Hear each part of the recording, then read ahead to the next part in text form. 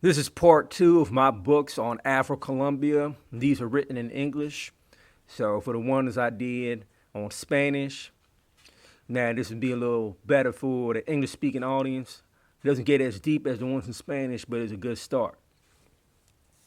So this first one is not specific to Colombia, but it covers part of Colombia in this book here, Beyond Black and Red, African Native Relations in Colonial Latin America. So this is dealing with the relationship between Africans and indigenous peoples in the Americas, or whatever native name that belonged to this region before it was given that European name.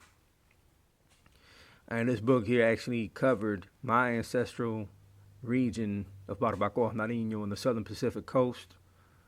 So I was happy to see that something was written in English about Barbacoas.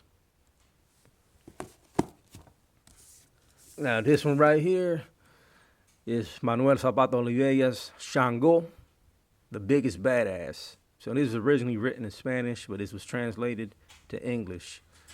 So like I said before, some of the essence is lost in the translation, but nonetheless, if you can't read it in Spanish, it's worth taking a read of this.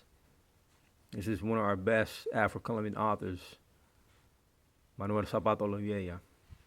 Shango, the biggest badass. Now this book right here is Black and Green, Afro-Colombians, Development and Nature in the Pacific Lowlands. And this book is dealing with the Pacific Coast. They get into geographic studies. It's not too long of a read, so there's some good information in here.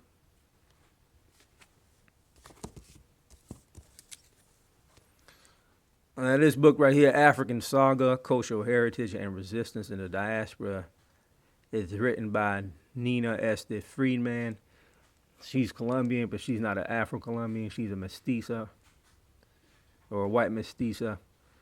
But she was an anthropologist, one of the pioneers in the field of Africana studies in Colombia, specifically focusing on the African diaspora in Colombia. So she's done a lot of work, and this is a good book. Short read as well, but there's some good information in here. Now this book right here is dealing with the Caribbean coastal region of Colombia, Liberty and Equality in Caribbean Colombia from 1770 to 1835. And in this book here, I learned that Caribbean Colombia was really going to be part of Venezuela, but the elites from the Andean highlands were linked up with the elites from the Caribbean coastal lowlands, and it ended up remaining part of Colombia, but culturally, the local people on the Caribbean coast have more in common with the people of Venezuela. But it turned out that the Caribbean coast remained part of Colombia, which is managed by the centralized government in the Andean highlands, the city of Bogota. Now this book right here is one of the first books I read when I was a teenager to try to understand where my parents were coming from, the way they saw things racially, ethnically, and all of that.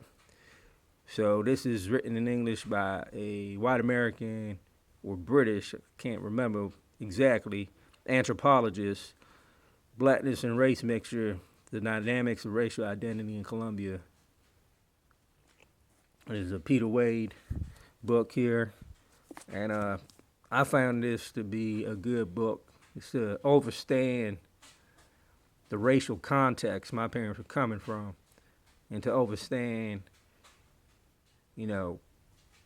centuries of what has been happening down there. And, it's hard to undo a lot of those things within one generation.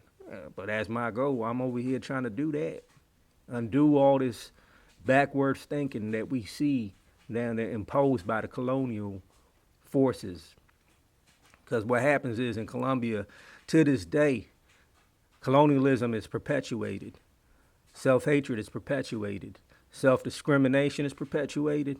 Anti-Africanness is perpetuated. Anti-indigenousness is perpetuated.